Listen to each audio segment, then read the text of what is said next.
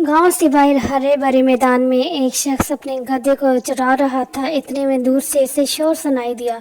क्या देखता है कि दुश्मन की फौज तेजी से इसकी तरफ आ रही है। ये देखकर वो घबरा गया और जल्दी से अपने गधे को हाँकते हुए दूसरी तरफ भागने लगा।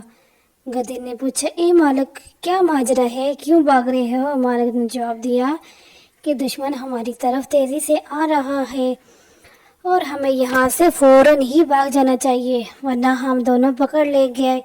और गधे ने कहा, अच्छा ये तो बताएं, अगर दुश्मन मुझे पकड़ ले तो क्या वो मुझ पर इससे ज़्यादा बोझ लादेगा जितना आप लादते हैं?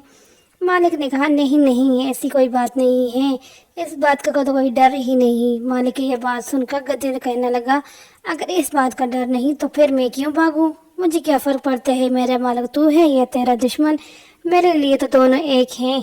ये कहकर गधा वहाँ ही खड़ा हो गया।